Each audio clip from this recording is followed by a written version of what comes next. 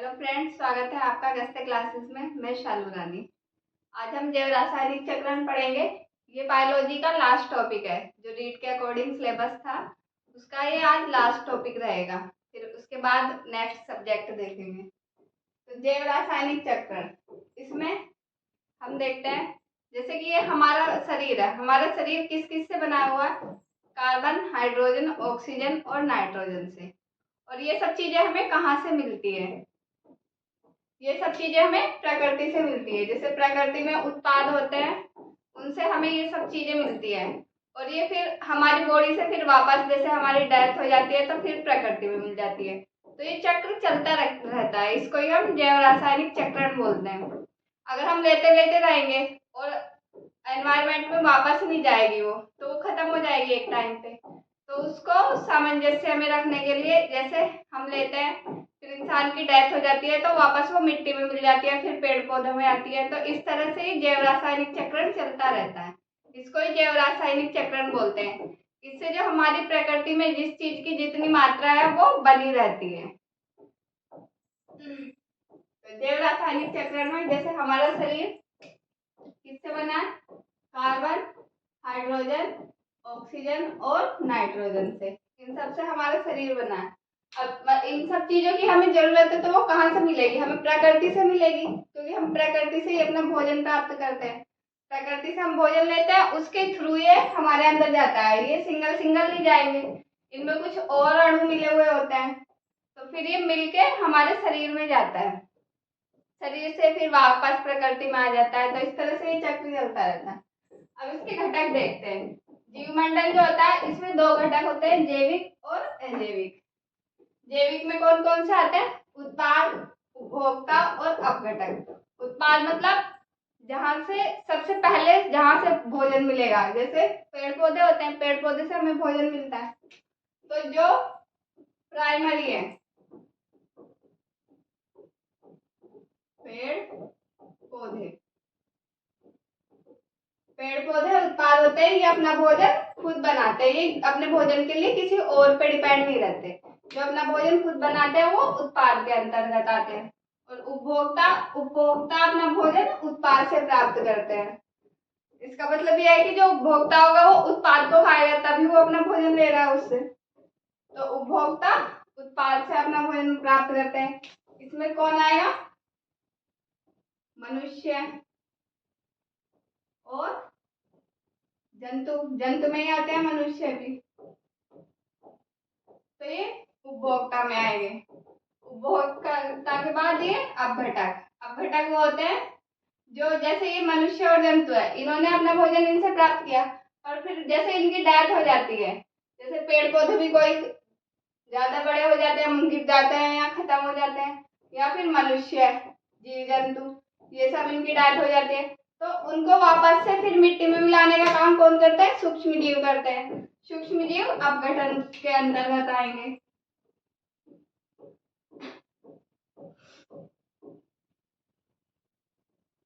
सूक्ष्म जीव ये अपघटक होते हैं, जो वापस से जो जिसकी भी डेथ हो जाती है उनको अपघटित करके मिट्टी में मिला देते हैं। तो ये अपघटक के अंतर्गत आएंगे। इससे जैसे पेड़ पौधे और जीव जंतुओं में जो भी अणु थे वो वापस से फिर मिट्टी में मिल जाते हैं, और मिट्टी से फिर वही चक्र चलता रहता है। तो ये जैविक अपघटक होते हैं। और अजैविक, अजैविक को तीन भागों में डिवाइड किया गया है, कार्बनिक, अकार्बनिक और भौतिक। कार्बनिक में वे आएंगे जो कार्बन युक्त पदार्थ होते हैं, जैसे प्रोटीन, कार्बोहाइड्रेट और लिपिड। अकार्बनिक में जल, ऑक्सीजन, नाइट्रोजन, CO2। CO2 और CO, कार्बन मोनोऑक्साइड, ये अकार्बनिक पदार्थ में आते हैं, बल्कि इनमें कार्बन होता है पर ये अकार्बनिक में आते हैं। भौतिक कारक ताप, प्रकाश, आर्द्रता और वायुमंडलीय दाब, ये सब भौतिक कारक होते हैं। अब जैसे ये जैविक है और ये अजैविक है, ये एक दूसरे से मिले हुए रहते हैं। जैसे पेड़ पौधे हैं, पेड़ पौधों को सांस लेने के लिए तो ऑक्सीजन गैस चाहिए, पर प्रकाश संश्लेषण के लिए कार्बन डाइऑक्साइड गैस चाहिए। तो जैसे ये उत्पाद में पेड़ पौधे आते हैं, पेड़ पौधे जब इनमें प्रकाश संश्लेषण की क्रिया होती है तो ये CO2 गैस ग्रहण करते हैं। CO2 इसमें आता है अजैविक घटक में। तो तो ये CO2 को ग्रहण करेगा और ऑक्सीजन को निकालेगा। ऑक्सीजन निकालता है वो भी अजैविक घटक में आएगा। तो ये इसको लेगा CO2 को और ऑक्सीजन को निकालेगा। और इस ऑक्सीजन का उपयोग जीव जंतु करते हैं सांस लेने के लिए। ये ऑक्सीजन लेंगे और CO2 निकालेंगे। तो इनका आपस में एक सामंजस्य बना रहता है। जैसे इसने तो CO2 निकाल ली, इस CO2 को पेड़ पौधे ले लेंगे, जो पेड़ पौधे ऑक्सीजन निकालेंगे उस ऑक्सीजन को मनुष्य और जीव जंतु सांस लेने में यूज करते हैं। इस तरह से इनका आपस में सामंजस्य बना रहता है। तो अब हम इसको आगे देखते हैं, इसमें कौन कौन से चक्र आते हैं। अब हम ये जल चक्र देखते हैं। जल किसमें था? अकार्बनिक यौगिक में। तो चक्र का मतलब ये किस तरह से एनवायरनमेंट में वापस आता रहता है, मतलब इसका एक चक्र चलता रहता है। तो कैसे प्रोसेस होता है इसका, जैसे हम इसको देखते हैं एक बार। तालाब, नदी,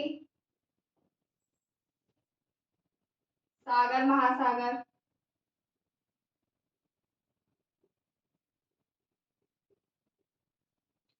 जैसे तालाब, नदी, सागर, महासागर या और भी कोई जो पानी इकट्ठा होने के जगह होती है जहाँ पे पानी इकट्ठा होता है, वहां से शुरू होता है। जैसे अब ये तालाब, नदी, सागर, महासागर है। जब गर्मी पड़ती है तो टेम्परेचर बढ़ता है, तो इसका पानी का टेम्परेचर भी बढ़ेगा।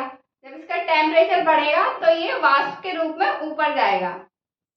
जैसे सनलाइट पड़ेगी, सन से ही तो हीट आती है। जब सूर्य की विकिरण इस पे पड़ेगी, पानी पे विकिरण पानी पे पड़ेगी तो पानी गर्म होएगा। पानी गर्म होएगा तो ये भाप के रूप में ऐसे ऊपर जाएगा, इसका वाष्प बन जाएगी और ये ऊपर की तरफ जाने लगेगा।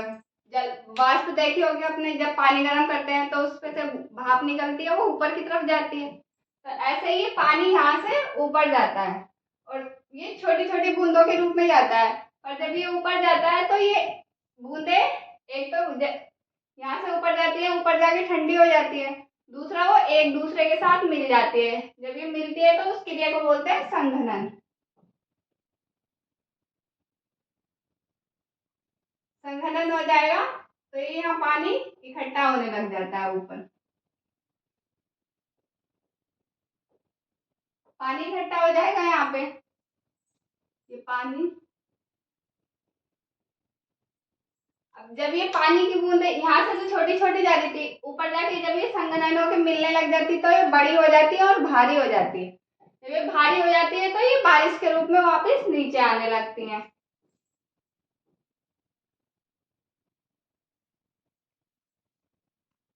जब ये नीचे आएंगी तो ये बारिश के रूप में आएंगी। ऐसे ही नीचे आ जाती है वर्षा,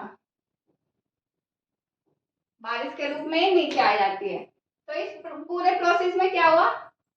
सनलाइट पड़ी पानी पे, पानी गर्म होके ऊपर गया भाप के रूप में, वहां पे वो संघनन की क्रिया होके बड़ी बड़ी ड्रॉप बन गई पानी की और वो वापस बारिश होके नीचे आ गया। तो इसमें पानी का क्या प्रोसेस चला? ऊपर गया नीचे आ गया, ऊपर गया नीचे आ गया। इसका मतलब पानी की अमाउंट उतनी बनी हुई है धरती पे, पानी कम नहीं हो रहा। जितना पानी ऊपर गया था वो सब नीचे आ गया। अब जो नीचे पानी आया इसमें से कुछ पानी तो जंतु यूज कर लेते हैं और कुछ पेड़ पौधे। कुछ पानी जंतु यूज करेंगे अपनी दैनिक क्रिया के लिए, कुछ पेड़ पौधे यूज करेंगे।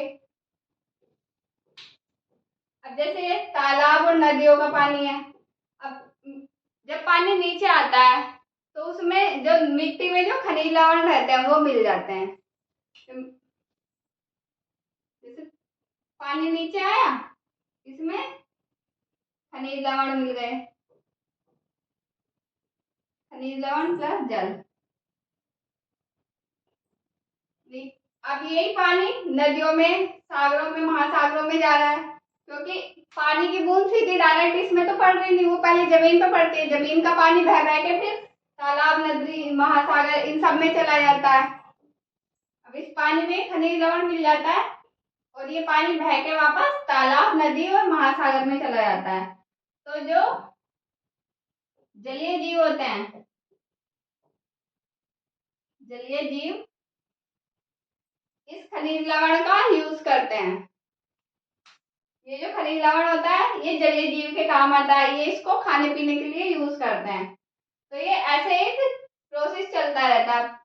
विकिरण से पानी गर्म होएगा, ये भाप बन के ऊपर जाएगा, वहां संघनन की क्रिया होगी और वापस बारिश के रूप में ये नीचे आ जाएगा, जिससे तालाब, नदी और महासागर में ये वापस बह के चला जाता है। इस तरह से ये पूरा जल चक्र चलता रहता है। ये जल चक्र पूरा हो गया। इसमें एक पानी नीचे आएगा, इसमें खनिज लवण मिल जाएगा। खनिज लवण मतलब मिनरल्स, इसमें खनिज लवण मिल जाएंगे और ये जो हम पानी पीते हैं उसमें भी मिनरल्स रहते हैं, तो वो जंतुओं के काम भी आते हैं और जलीय जीवों के काम भी आते हैं। तो इस तरह से ये पूरा प्रोसेस चलता रहता है जल चक्र का। अब हम नेक्स्ट देखते हैं ऑक्सीजन चक्र। ऑक्सीजन चक्र, जो ऑक्सीजन है ये किस किस रूप में उपस्थित होता है हमारे पास? कार्बन डाइऑक्साइड और धातु ऑक्साइड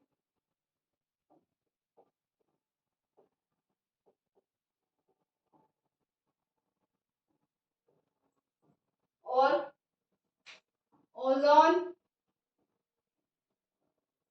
कुछ इन रूपों में हमारे पास उपस्थित होता है।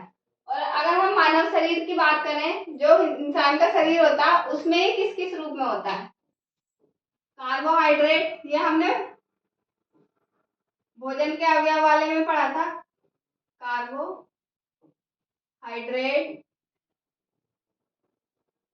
प्रोटीन, वसा,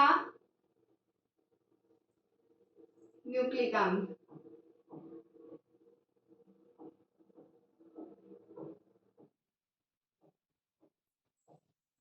जो इंसान का शरीर होता है उसमें ऑक्सीजन किस किस में होता है? कार्बोहाइड्रेट के रूप में, प्रोटीन के रूप में, वसा के रूप में और न्यूक्लिक अम्ल के रूप में। न्यूक्लिक अम्ल कोशिका में होते हैं, सेल में, केंद्रक के अंदर। तो ये मानव शरीर में होता है कार्बोहाइड्रेट, प्रोटीन, वसा और न्यूक्लिक अम्ल के रूप में ऑक्सीजन। अब हम इसके चक्र को समझते हैं। जैसे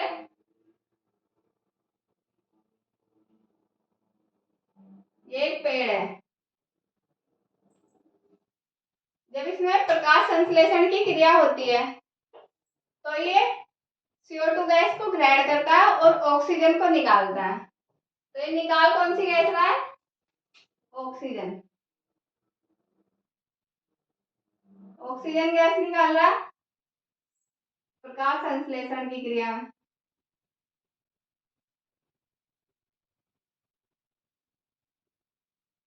अब ये ऑक्सीजन गैस जो निकली इसको कौन यूज करेगा? जंतु, एनिमल्स।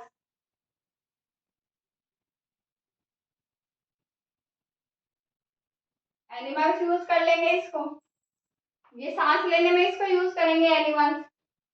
और एनिमल्स ऑक्सीजन को ग्रहण करेंगे सांस लेने में और कौन सी गैस निकालेंगे? कार्बन डाइऑक्साइड, CO2 गैस निकालेंगे। जब इस एनिमल सांस लेते हैं, ऑक्सीजन गैस अंदर लेते हैं, CO2 को निकालते हैं। और जब इसकी प्रकाश संश्लेषण की क्रिया होती है प्लांट्स में, तो ये CO2 गैस लेते हैं और ऑक्सीजन निकालते हैं। तो ये जो CO2 गैस है एनिमल जो निकाल रहे हैं, इसको प्लांट यूज कर लेंगे। प्रकाश संश्लेषण की क्रिया होगी तो इसको ये यूज कर लेंगे।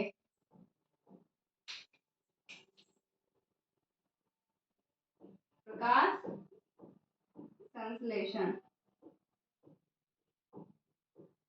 प्रकाश संश्लेषण की क्रिया में ये CO2 गैस को यूज कर लेंगे। इस तरह ये ऑक्सीजन का चक्र चलता रहता है। जैसे प्लांट की प्रकाश संश्लेषण की क्रिया होगी, ये ऑक्सीजन गैस निकालेगा, उसमें ऑक्सीजन गैस जो निकलेगी उसको एनिमल सांस लेने में यूज कर लेंगे और CO2 निकालेंगे। जो CO2 गैस निकलेगी उसको प्लांट प्रकाश संश्लेषण के लिए यूज कर लेंगे। तो इसकी एक क्रिया होती है, इसकी केमिकल रिएक्शन देख लेते हैं। जैसे एनिमल है, एनिमल जो सांस लेते हैं वो माइटोकॉन्ड्रिया के अंदर होता है। माइटोकॉन्ड्रिया के अंदर होगी सांस लेने की क्रिया, कोशिकीय श्वसन बोलते हैं उसको, कोशिकीय श्वसन। इसमें होता क्या है, जैसे हम खाना खाते हैं उसमें ग्लूकोज के अणु होते हैं, वो ग्लूकोज के अणु और ऑक्सीजन, जब ग्लूकोज के अणु की क्रिया ऑक्सीजन से होती है, ग्लूकोज C6H12O6 प्लस ऑक्सीजन, जब ग्लूकोज के अणु की क्रिया ऑक्सीजन से होगी तो यहाँ पे क्या बनेगा, H2O प्लस CO2 प्लस ऊर्जा। मतलब किसी भी इंसान ने भोजन खाया और सांस के थ्रू ऑक्सीजन गैस ली, उन दोनों की क्रिया होगी, उन दोनों की क्रिया में इंसान को जल मिलेगा, CO2 मिलेगी और ऊर्जा मिलेगी। कोई इंसान भोजन खा रहा है ऊर्जा के लिए तो खा रहा है, तो इस भोजन से हमें यहाँ पे ऑक्सीजन की क्रिया करके ऊर्जा मिलेगी, इससे हमें जल भी मिल गया। अब ये कार्बन डाइऑक्साइड है ये बाहर निकल जाएगी, यहाँ से ये बाहर निकलेगी, इसको प्लांट यूज करेंगे प्रकाश संश्लेषण की क्रिया में। तो प्रकाश संश्लेषण की क्रिया में क्या होता है, प्रकाश संश्लेषण, इसमें क्या होगा, ये CO2 गैस, CO2 प्लस जो ये पौधे होते हैं रूट से पानी ले लेते हैं, तो यहाँ पे जल, CO2 के साथ जल की क्रिया होगी, और किसकी उपस्थिति में, सनलाइट,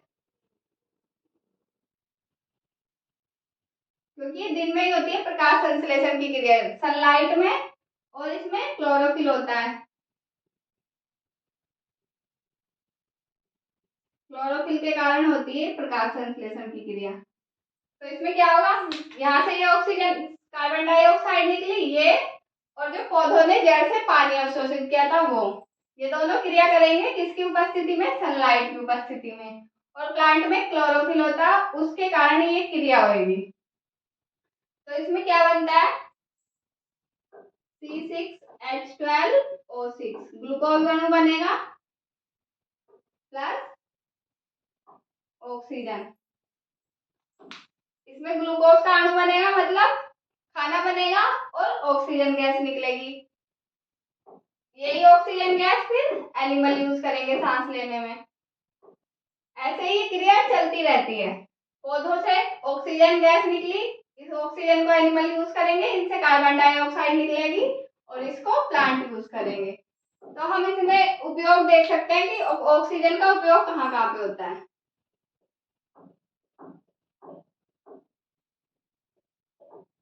एक तो सांस लेने में कर रहे हैं, जो एनिमल्स है सांस लेने में कर रहे हैं श्वसन,